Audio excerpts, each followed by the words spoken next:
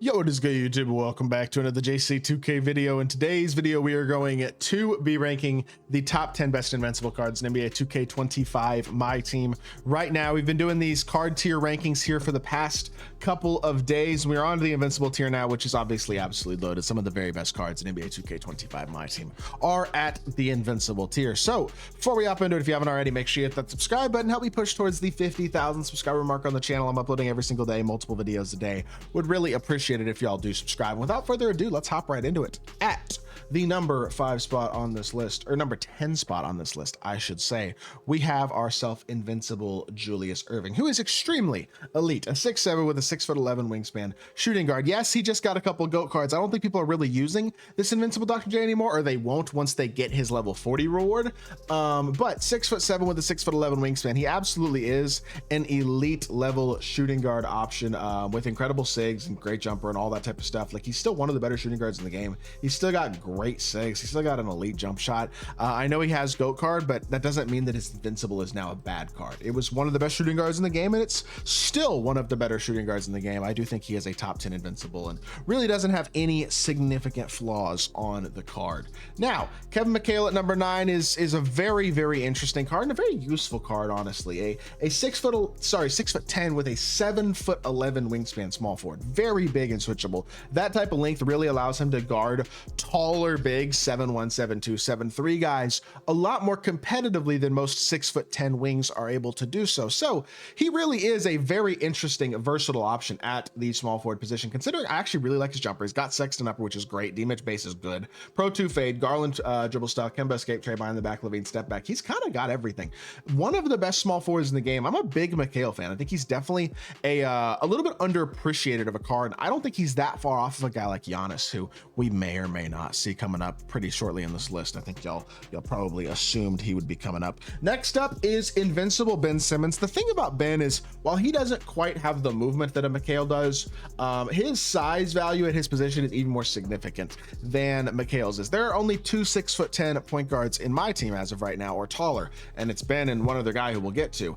And so what happens is, that type of size is very, very glitchy. It provides very elite switchability defensively, which is extremely important, and obviously creates a lot of mismatches on the offensive end of the court as well against a lot of different teams, because a 6'6", 6'7" point guard versus Ben Simmons is generally going to be a mismatch in which he will probably get a favorable animation the majority of the time. Can lead to a lot of bailout foul calls, a lot of bailout dunks, a lot of just bailout plays in general, offensive rebounds and defensive switchability and getting blocks on big men and a bunch of stuff like that. There's a lot of value to a Ben Simmons. This card has the behind the back. This 100 overall did not. Now, he still has a mediocre fade and a jumper that I personally don't consider spectacular. Do I think he's a good card? Yes. Do I think he's absolutely insane? Not particularly. I almost kind of like McHale as a card a little more, but I understand the value of Ben's size and defense is even more significant than McHale's is because of the rareness of that at his position. So I do still think he's a little bit higher than McHale personally. Shaq is an awesome card who literally has no flaws about him. The biggest thing that I think people would really criticize about Shaq, though, is the Dirk upper. If you're looking for a quote unquote something to nitpick, that's probably the thing. I don't think that's totally fair to Dirk upper. I actually kind of like Dirk upper. I think it's easy to time. I think it's easy to green. It's not the fastest, but he has incredible sigs, everything except for the Harden step back instead of Levine. He's got everything else. He's got Pro 2 fade, and the jumper is smooth and easy still. It's not slow. I think it's good. People don't love Dirk upper. Dirk's jump shot himself isn't great. You know what I mean? Like his actual Dirk base, Dirk upper. But Dirk upper on other jumpers is pretty good. I am not opposed to it at all, despite the fact that it doesn't work very well with his own base. Kristaps Porzingis is going to be our number 6. A very, very similar card, in all honesty, to Shaq. He's a little bit taller, and while he doesn't quite have the sigs that Shaq does, I would say his jumper's a little faster. Drummond base, Ben Mathurin upper. He also has Pro 2 fade. He's got Garland, Kemba, Levine step back, which is a W. The only thing he doesn't really have is he doesn't have the behind the back. He doesn't have the Francis size up, whereas Shaq has both of those things, but he does have the step back that Shaq doesn't have. And he's got, in my opinion, a better jumper. He's a little bit taller. While I like 100 overall Shaq more than 100 overall KP, I like Invincible KP a little bit more than Invincible Shaq. So to me, KP comes in at the number 6 spot. Number 5 is going to be Giannis Antetokounmpo. Please click. There we go. Giannis is an extremely high level small forward option. I would say him and McHale, though, aren't that insanely far apart. Like, the more I look at them, I almost wonder if I should move McHale up or Giannis down a couple of spots, because the thing about this card is, yes, he's insane defensively. He's 6'11", he's got a 7'4" wingspan. McHale's just as big, so the switchability aspect I think is pretty similar. Giannis gets some really glitchy animations going to the rim. He always has. His jumper is great, so is McHale's, but Giannis is great. Jumper is spectacular. He's got the Pro 2. He's got the Garland, Francis, Kemba tray. Really everything except for the hardened step back, which again isn't the perfect sig, but I mean everything else he's of course got. And he's 6'11", 7'4" wingspan. I think he's a little better than McHale. So I think the offensive animations favor him. I just not by a gigantic margin, you know what I mean? He is our number 5 card on this list, and I mean, it's close, man. The fact 5 and 9, I think they're still pretty darn close to each other. Number 4 is going to be LeBron James, the GOAT. 6'9" with a 7-foot wingspan at the point guard position. He just has, again, kind of similar to Ben Simmons, some pretty overpowering power with his size. Overpowering size. And his slashing is incredible. He is obviously going to have nasty defensive and dunk animations. He always does. Garland dribble style, Francis sides up, Curry escape, D-Fox sides up, Trayvon in the back, Hallie has he. It's only that hardened step back again that I would consider a pretty mediocre sig, but he's got Pro 2 fade, good jump shot. Still a really incredible card. I would say he is the second best invincible point guard in the game. His size is again one of the biggest values of the card.